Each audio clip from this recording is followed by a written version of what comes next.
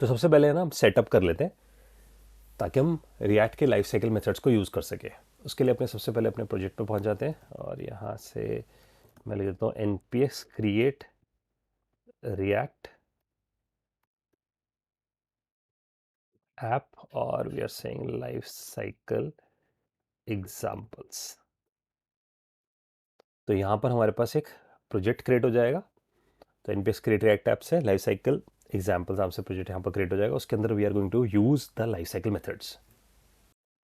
हमारे पास project build हो गया। फटाफट अपने प्रोजेक्ट पे जंप करते हैं।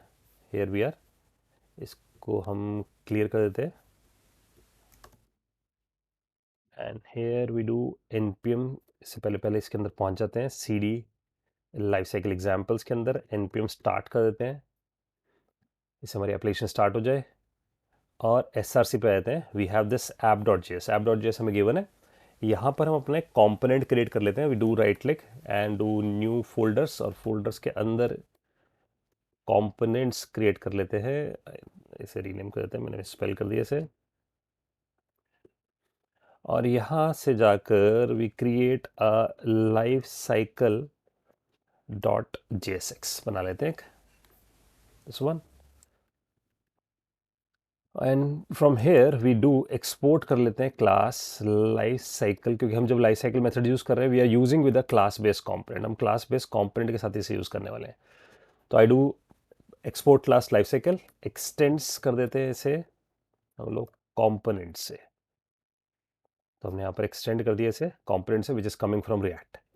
अब बात करते हैं इसके लाइफ साइकिल की। तो इसके अंदर सबसे पहला काम है, जैसे हमारे पास लाइफ साइकिल स्टार्ट होता है, it start with a first thing which is a constructor. तो इसका मतलब जैसे हम माउंटिंग फेज की बात करते हैं तो माउंटिंग फेज में हम वापस जाते हैं अपने इसी डायग्राम पे। तो माउंटिंग फेज में जो सबसे पहली चीज़ है विच इज़ अ कंस्ट्रक्टर। तो सबसे पहली चीज़ हमारे पास कंस्ट्रक्टर ही कॉल होगा।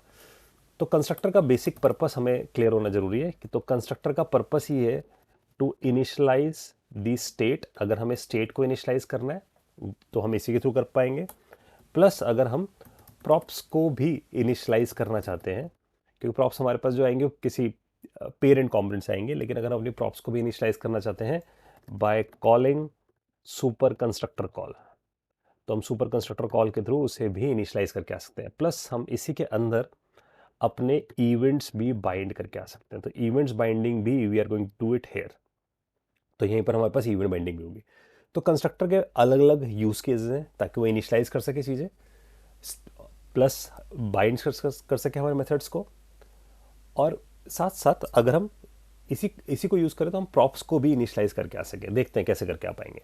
तो इनिशलाइजिंग द स्टेट का मतलब है कि अगर मैं लिखूँ this dot state and curly bracket, तो जब मैं लिखा this dot state equals to curly bracket और उसके अंदर अगर मैं सपोज स्टेट की वैल्यू एक मेंटेन करता हूँ, let's say I am saying counter की वैल्यू मेरे पास जीरो है, तो मेरे पास काउंटर वेरिएबल है which is initialize with zero.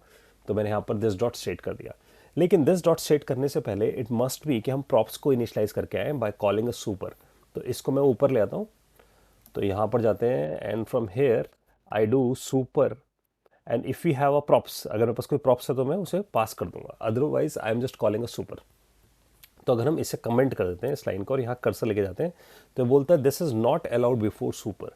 इसका मतलब पहले हमें सुपर कॉल लगानी पड़ेगी और सुपर के through we are calling parent class constructor. Parent class है हमारे पास कंपोनेंट, तो हम उसे कॉल लगा रहे हैं। अगर हमारे पास प्रॉप्स होंगी यहाँ पर से पास होके आ रहे होंगे, लेट से प्रॉप्स आ रहे होंगी, तो we are passing a props as well as, ताकि हम उसे भी इनिशलाइज कर सकें। तो स्टेट हम लोगों ने इनिशलाइज किया, स्टेट की वैल्यू हमारे पास आ गई। इवेंट्स, अगर हमारे पास कोई इवेंट्स होंगे तो हम आगे फर्दर हम इवेंट्स को बाइंड भी करके आ सकते हैं। सपोज वी वांट कि अगर हमारे पास कोई क्लिक होगा तो लेट्स से कि मेरे पास अगर कोई फंक्शन होगा which is called a plus function which is doing a plus in count, कि वो काउंट में जाकर इस वैल्यू को इंक्रीमेंट करता होगा और उस वैल्यू को प्लस करके I want to set in a state. तो मैं अगर प्लस को एक्सेस करूंगा और प्लस के अंदर स्टेट को एक्सेस करूंगा तो I am going to access this, तो मैं दिस के थ्रू एक्सेस करके आ पाऊंगा।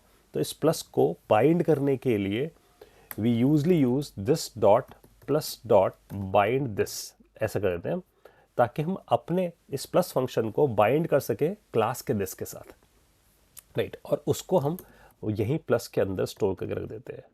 तो usually this event binding will be happen in the constructor. तो ये यूज केस हमारे पास कि हम कंस्ट्रक्टर के अंदर क्या क्या काम करके आते हैं, राइट। हम इसके डिटेल में और चल जाएंगे बाइंड के, कि अगर we don't know about the bind, so we are going to learn कि बाइंड बेसिकली क्या करने वाला है।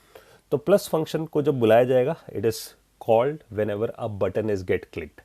जब बटन क्लिक्ड होगा तभी से बुलाया जाएगा, and that moment of time जब वो बटन क्लिक होगा इसे बुलाया जाएगा, तो we need a binding with this, ताकि हम इस क्लास की चीज़ों को एक्सेस करके आ सके।